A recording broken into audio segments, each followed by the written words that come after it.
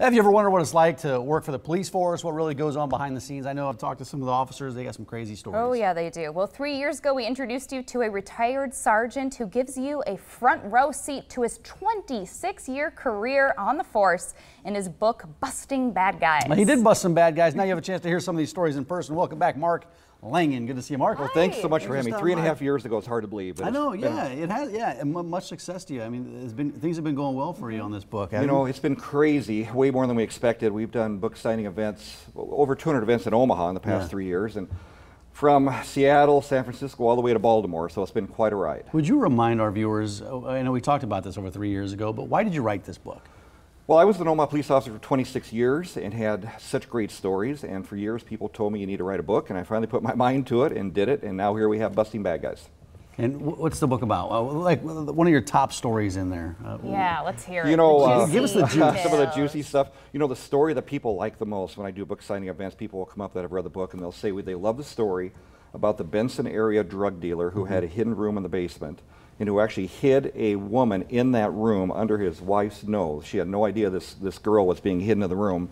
And when the wife would go to work, the girl would come out. When the wife came home, the girl would go in. He'd put the dresser in front of the wall. She Crazy story. voluntarily lived there. Voluntarily lived there. Yeah, kind of some methamphetamine involved in that situation there, but a crazy story. It caused many a wife who's read this book to go through the house checking for hidden rooms. Check for those secret passages. Without a doubt. Crazy. So it's been very successful. Tell us about all the national exposure that you've received. Yeah, you know, I've done media events, Montreal, Boston, Baltimore. We've done book signing events, like I said before, Seattle, San Francisco. We'll be going to Virginia Beach in October.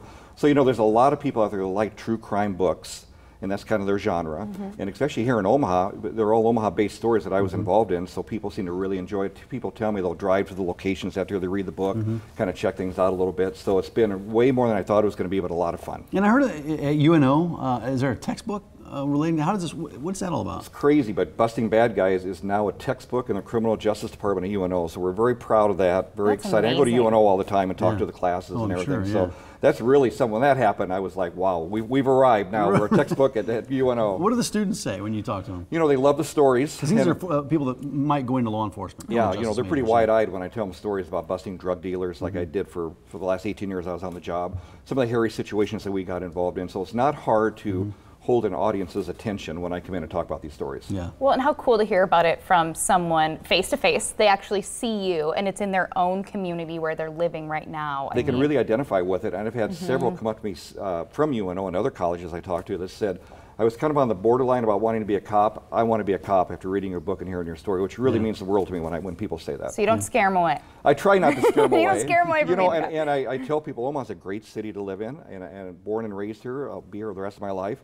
But it has crime like any other city in the country, which is why I wrote the book. But you know, Omaha's really a great town to live in. Yeah. Of all the stories in that book, how many of them receive media attention? Because the ones that receive media attention are kind of the murders and some of the bigger cases like that. But do you cover some of those in the book, or is it more of the stories you haven't heard about? Well, some of the stories in the book received a large amount of media attention. Some situations that I was involved in involving you know, deadly force situation that I was involved in. But the vast majority of stories are probably those that didn't make the media, but they're great stories, human interest type stories involving drug dealers. You know, I've had so many people that I've arrested since this book came out that have come up to me in like restaurants or bars, and they've said, am I in the book? Or they've said, please tell me I'm not in the book. I get one or two reactions, but it's just amazing the number of people that have reached out to me that I've arrested, and they've all been really friendly so far. Knock on wood. So far, yes. So far. Well, you do, like you said, plenty of book signings. What does it feel like to autograph your own book? Wow. You know, I never take that for granted. It's so cool when somebody wants an autographed book, and I usually inscribe it with something kind of clever or something like that, but I never take that for granted because it's just so cool that somebody actually wants to buy my book and read my life story. I never take that for granted. Yeah, you mentioned that use of force. There's a lot of officers, whether it's police officers or sheriff's deputies, never have to use their gun in the line of duty, thankfully. You did have to. Yes, I did, and I write about that in detail in the book in regards to the effect it had on myself, the other officers involved, my family, the suspect's family. You know, I write about a strange meeting that I had about 4 or 5 years after the shooting with the suspect's daughter, the suspect in that shooting's daughter. We met as kind of a form of closure for her. I mean, just a really bizarre set of circumstances, but those are impactful situations on many, many lives, and I try to touch on that in the book. Yeah, I don't think people realize that when they hear of officers having to use their gun, realize the impact it has, not only on the people that they're aiming that weapon at, but also the officers themselves. And it's rare for police officers to have to do it, but it's yet rare but impactful when it happens. Yeah.